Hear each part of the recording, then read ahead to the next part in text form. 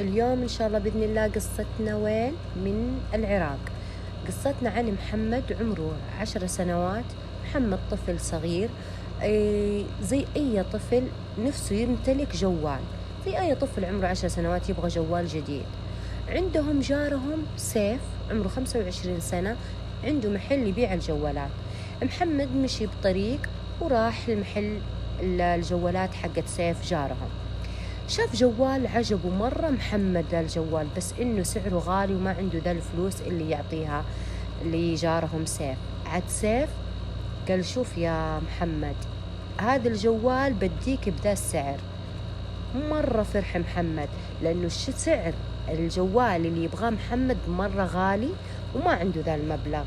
قال له سيف اسمع، أنا بديك بذا المبلغ، مو ربعه، مرة قليل، مو النص حتى، قدام مبلغ مرة ما في جوال بذا المبلغ ينعطى. محمد صغير عمره 10 سنوات فرح، قال له طيب خلاص مدري ايش، وفرحان وينطنط مبسوط محمد.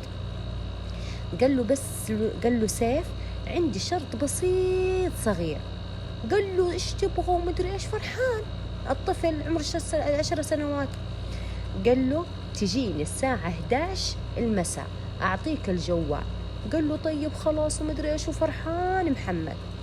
عاد سيف يستنى متى تجي الساعة 11 المساء. جاء محمد، راح البيت ورجع لمحل سيف جارهم. طبعا سيف قاعد يتفرج عشان يبغى الساعة 11 تجي عشان يبغى محمد. وهو جاي محمد، سيف شاف مع محمد زميله، تمام؟ لما شاف زميله انقهر سيف وانبط وعصب. قال مسك محمد، قال له يا محمد انت قال له يا محمد وأنا بديك الجوال، بس خلي زميلك يروح البيت. قال له طيب. على طول محمد قاعد ينفذ كلام سيف. أخذ محمد زميله ورجعوا طريقهم، قال له زميله يلا روح ومدري إيش، يعني كذا كأنه تصريفة، يعني بالمعنى التصريفة. رجع محمد المحل سيف حق الجوالات. عاد سيف معاه الجوال وفرحان. قال له تعال يا محمد معايا. قال له طيب. الحين محمد فرحان مع سيف الجوال اللي يبغاه. جنب محل سيف حق الجوالات بيت مهجور. مشيوا مع بعض ومحمد فرحان بالجوال اللي بيد سيف. على طول سيف دخل محمد ورماه على بطنه، وركبة سيف على ظهر محمد، ويد سيف ماسكها برقبة مين؟ برقبة محمد. يبغى ايه؟ حسبي الله ونعم الوكيل. إذا كان أحد قاعد يسمعني طفل أو ما يقدر يستحمل لا يكمل القصة. يبغى يغتصب محمد، سيف جارهم يبغى يغتصب محمد، يحاول يمسكه عشان بيفسخ ملابسه وبيغتصبه. محمد ما قدر، محمد قاعد يصارخ ما قدر يفلت، يعني يدفه انه رجال كبير، ما قدر، عمره 10 سنوات الولد، ما قدر. حاول، قام محمد ايش يسوي؟ يصارخ ويعني بصوت عالي وينادي احد يساعدني احد يساعدني بصوت عالي. على طول سيف فكر، قال ما في وقت، هذا بيفضحني في المنطقة حقتنا، بيفضحني. راح ايش سوى؟ جاب أداة حادة. الأداة الحادة سواها فين؟ في عينه، في رقبته، في صدره. طبعا محمد الله يرحمه توفى في نفس اللحظة، توفى. سيف قاعد يفكر زي المجنون، قاعد يفكر يقول إيش أسوي دحين، بنفضح دحين مدري إيش، يكلم نفسه. راح إيش سوى؟ جره ودوا منطقة قريبة من المنطقة اللي هم ساكنين فيها أعشاب كثير، يعني شجر يعني أشجار يعني كذا الخضار هذا الكثير ما يبين ولا شيء. رماها فيه، شفتوا كيف رماه فيه؟ لما رماه طلع عادي، أموره عادية، ولا كأنه سوى شيء ولا حاجة. طبعا على بالليل، نهاية الليل، قاعدين يدورون، ومو جارهم سيف، جار محمد، قاعدين يقولون محمد وين، إلى الآن ما جاء.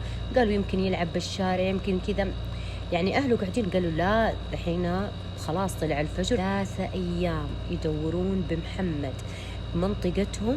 وتخيلوا مين اللي يدور معاهم؟ تخيلوا شوفوا وصلت وين، يعني البرود وين وصل. سيف قاعد يدور مع أهل محمد، تخيلوا، ولا كأنه سوى شيء.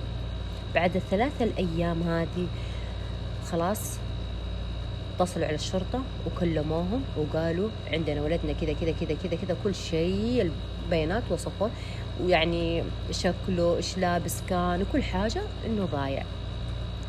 تتذكروا زميل محمد فضحه، قال للشرطة، قال إحنا كنا اليوم ذا اللي محمد ضايع فيه رحنا عند جارهم سيف محل الجوالات، تمام، وقال لهم كل السالفة. يعني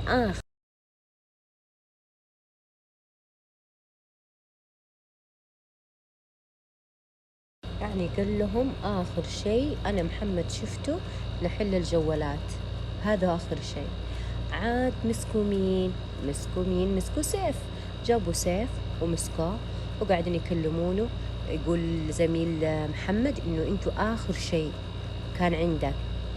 فطبعا ما اعترف في البداية، ما اعترف، قعد فترة ما اعترف، بس اعترف بعدها اعتراف وتكلم وقال كل شيء قاله.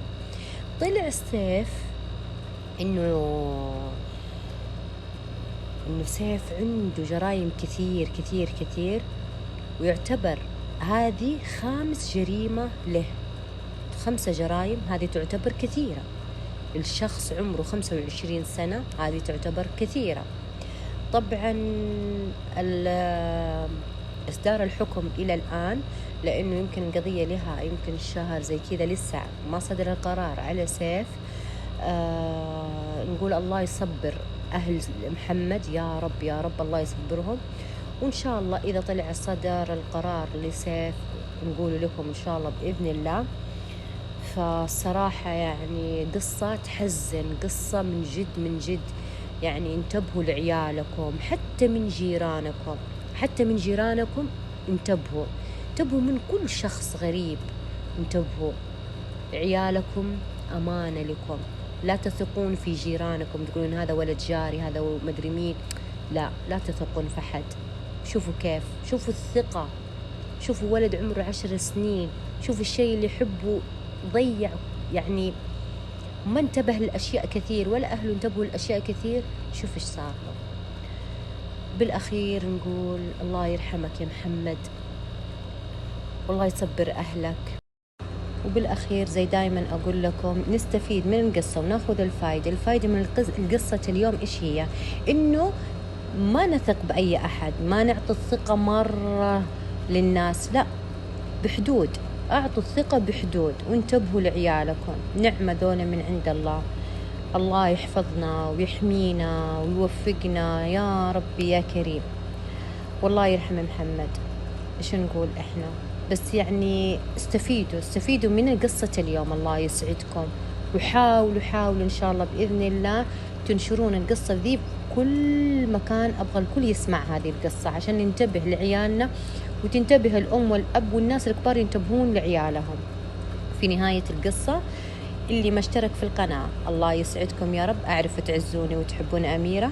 اشتركوا بالقناة وفعلوا جرس التنبيه ولايك عشان خاطر عيوني، وأعرف معزتكم عندي.